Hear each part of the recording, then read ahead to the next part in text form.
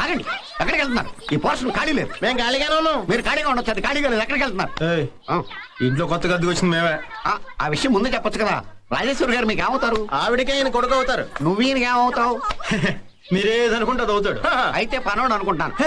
Shock అవ్వకు. ఆ carriage ఏంటి? ఊళ్ళో కొత్తగా వచ్చాం కదా, వంట అది ఇంకా కుదరలేదు, అందుకని బయట నుంచి తీసుకొస్తాం. ఏదైనా సమస్య? Okay okay okay. ఆ రూల్స్ అండ్ రెగ్యులేషన్స్ తెలుసు కదా? తెలిసా? రాత్రి ఎంతసేపు అయినా కరెంటు ధారాళంగా వాడుకో. కానీ 9 తర్వాత మెయిన్ కట్టేస్తానంటావు.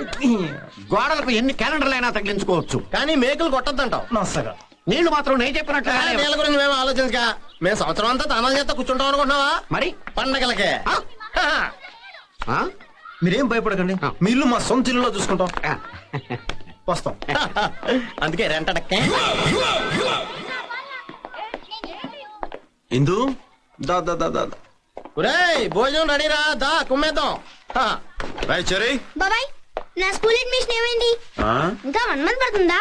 లేదు నాన్న, నువ్వు ఇలా బాధపడుతున్నావు అని చెప్పి రేపటి నుంచే రమ్మన్నారు. రేపా? సర్లే. కో ఎడ్యుకేషనేనా? నీకు ఎడ్యుకేషన్ ముఖ్యం, కో ఎడ్యుకేషన్ ముఖ్యరా? ఎడ్యుకేషన్ తో పాటు ఎంటర్టైన్మెంట్ కూడా ఉండాలి కదా బాబాయ్. ఓహో, నిజమే. అది ఎక్కువే. వీడల క్యారేజీలో వస్తున్నాడు. వదిన కొంచెం కంట్రోల్లో పెట్టా. ఏమైంది బాలు? ఏంటి అడుగు, వాడే చెప్తాడు. ఏంట్రా బాబాయ్తో? లక్ష్మి, కాలేజ్ ఎప్పటి నుంచి? మండే నుంచి. అమ్మ ఎక్కడ? అక్కడ ఉంది.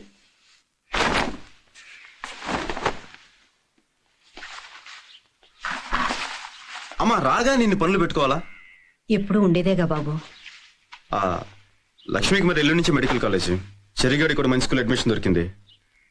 నాకు కూడా షాప్ దొరికిందమ్మా. 2 రోజుల్లో గ్యాస్ కనెక్షన్ ఇచ్చేస్తాడు. ఇవి కాకుండా ఇంకేమైనా పనులు ఉన్నాయమ్మా? పనులన్నీ బానే ఉన్నాయి, కానీ ఈ ఊరిని తలుచుకుంటేనే భయంగా ఉంది. అమ్మా, ఊర్లో భయం ఉండదు, మనలో ఉంటుంది. ధైర్యం ఉంటే ఏ ఊరైనా ఒకటి. అయినా నేనున్నానుగా, పదపోంచాను.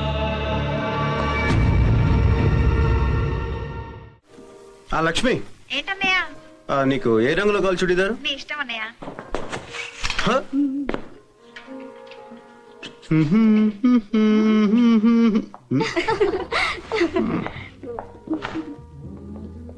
ఇదేదో బాగున్నట్టు ఎక్కడ.